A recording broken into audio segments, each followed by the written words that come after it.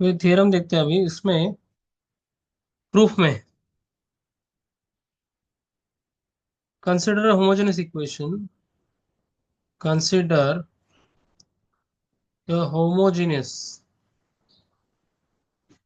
Equation of the second degree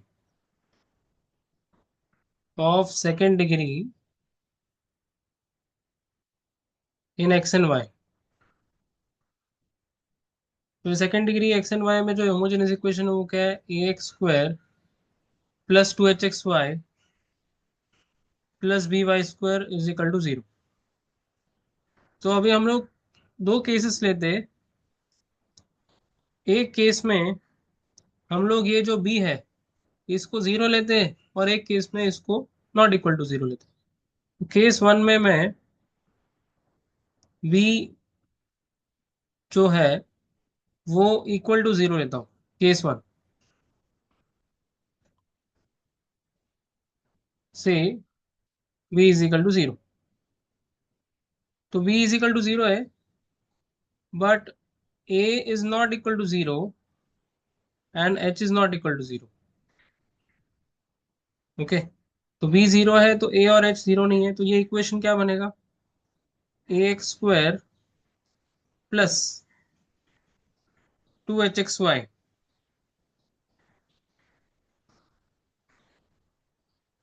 is equal to 0। अभी इसमें अगर x कॉमन निकाले तो ये क्या आएगा? A x plus 2hy is equal to 0। So x is equal to 0 और a x plus 2hy is equal to 0। अभी ये दोनों इक्वेशंस जो है वो ऐसे लाइंस को रिप्रेजेंट कर रहे हैं जो ओरिजिन में से जा रहे हैं। So this equations rather represent lines passing through the origin. तो ये तो फर्स्ट केस तो क्लियर है कि अगर इसमें अगर मैं देखता हूँ ये इसमें कांस्टेंट नहीं है, मतलब सिर्फ x इक्वल टू 0 है, इसमें भी x और y है, बट खाली कांस्टेंट नहीं है। तो दिस टू इक्वेशंस, अभी कोई भी इक्वेशन ओरिजिन में से जा रही है कैसे पता चलता है? अगर एक equation A x plus B Y plus C is equal to 0 होता है और अगर ये कांस्टेंट टर्म नहीं है तो ये ओरिजिन में से जा रहा है। This is how you recognise a line passing through the origin. अभी हम लोग बी नॉट इक्वल टू 0 लेके देखते हैं। तो केस टू में लेता हूँ यहाँ पर बी नॉट इक्वल टू 0। तो केस टू जो है हम लोग बी नॉट इक्वल टू 0 लेते हैं। अभी भी अगर 0 नहीं है मतलब मैं बी से डिवाइड कर देता हूँ थ्रू आउट, तो ये आ जाएगा ए एक्स स्क्वायर। ओके, तो यहाँ पर अभी डिवाइड करने से पहले ये देख लेना कि ये बी से अगर डिवाइड करने पे क्या कन्वर्ट होता है। तो ये आएगा बी, इधर बी आ जाएगा, ये 2hxy इधर भी आ जाएगा, और ये बी वाई स्क्वायर अपॉन ये भी आ जाएगा। इससे क्या बनेगा देखते हैं। इससे बनेगा, अगर मैं इसको उल्टा लिख देता हूँ, दैट इज, अगर इसको मैंने रिवर्स लिख दिया तो that will be just Y square, that is Y square, ये वाई स्क्वायर अपॉन बी आ जाएगा यहाँ पर। नहीं, बी कैंसिल हो जाएगा तो ये वाई स्क्वायर ही बचेगा। तो this is Y square plus 2h X. Okay, ये आने वाला है 2hx है, और ये A x square by B.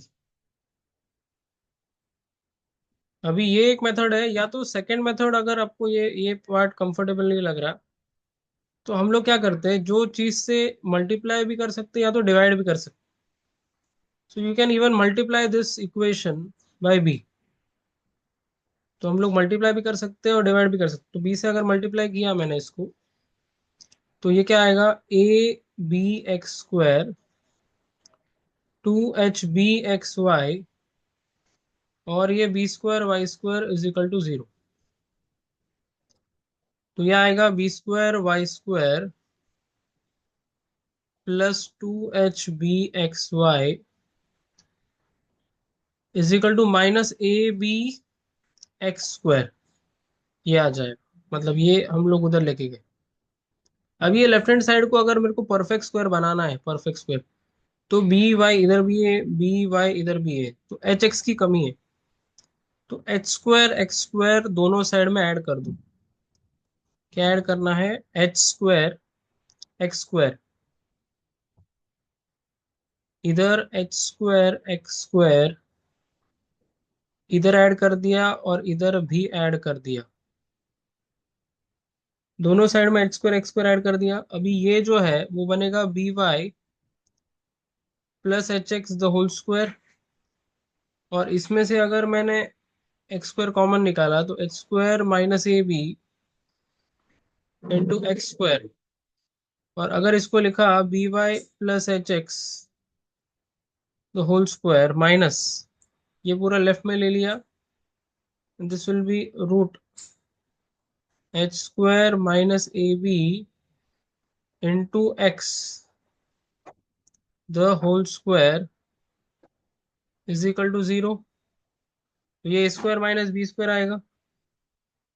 तो a plus B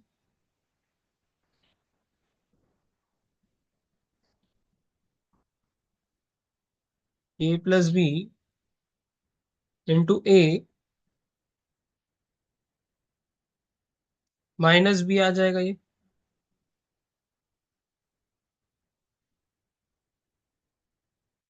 you can clearly see ये जो दो इक्वेशंस बने हैं, ये इक्वेशन से मुझे पता चल रहा है कि ये कोई कंबाइंड इक्वेशन के ही फॉर्म में आ गए ना। मतलब if I try to sort them out, तो इसमें ये A x plus B Y के फॉर्मेट में ही आ जाएगा। अगर मैंने इसको और इसमें से एक्स कॉमन निकाला तो ये बनेगा H plus root h² - ab (x) plus by = 0। या तो इसको भी वैसे ही करेंगे, तो h minus root h² - ab plus by, ये x कॉमन है, प्लस by = 0। अभी ये दोनों में भी मेरे को ax plus B Y plus A x plus B Y के फॉर्मेट में मिला। ओके, मतलब दोनों equations ax plus B Y के फॉर्मेट में ही मिल रहा है। और ये दोनों इक्वेशंस में कांस्टेंट टर्म नहीं है। सो बोथ दिस लाइंस,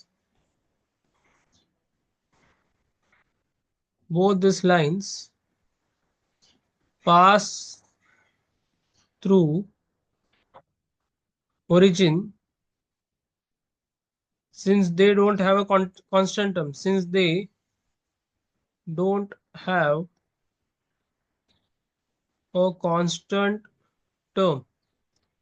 ये सेंटेंस हम लोग इधर भी लिख सकते हैं, इधर सेम ही सेंटेंस यहाँ पर you can write it over here also. And therefore I can से thus the homogeneous equation जो दिया है, it represents a pair of lines। thus the homogeneous equation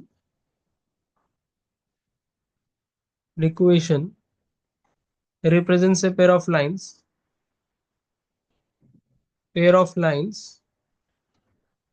through origin where h² - ab is greater than equal to 0। तो देखते हैं इसका proof. ये जो है let m1 and m2 be slopes of the lines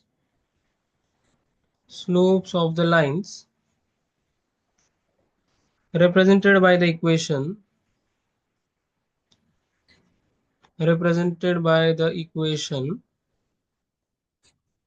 ax²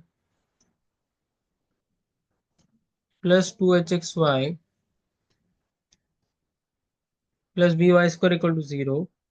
okay, तो दो line से यहाँ पर हमने अगर ड्रॉ किया, दो लाइंस, एक लाइन ऐसे जा रहा है और एक लाइन ऐसे जा रहा है। अभी ये दोनों लाइंस में अगर देखता हूँ तो ओरिजिन में से जा रहा है, तो this is y is equal to let say m1x and y is equal to m2x।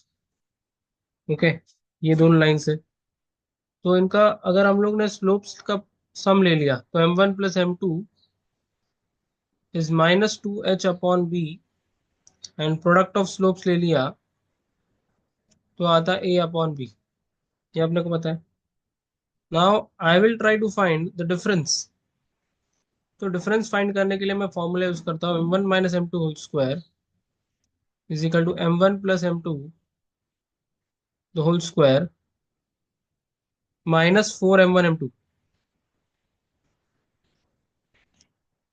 तो ये आ जाएगा m1 प्लस m2, मतलब कैलकुलेट करेंगे, स्क्वायर करेंगे तो आ जाएगा 4h² upon b² minus 4 into m1 into मतलब क्या है, a/b।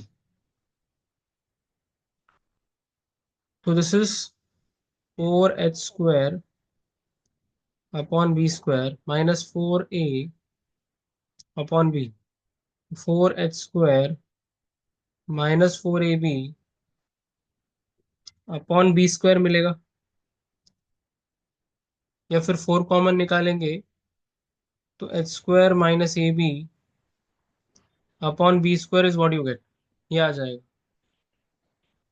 अभी इसमें मैंने अगर देखा तो m1 माइनस m2, ये m1 माइनस m2 का स्क्वायर था, तो अगर स्क्वायर रूट ले लिया तो ये आ जाएगा plus minus 2√h² minus ab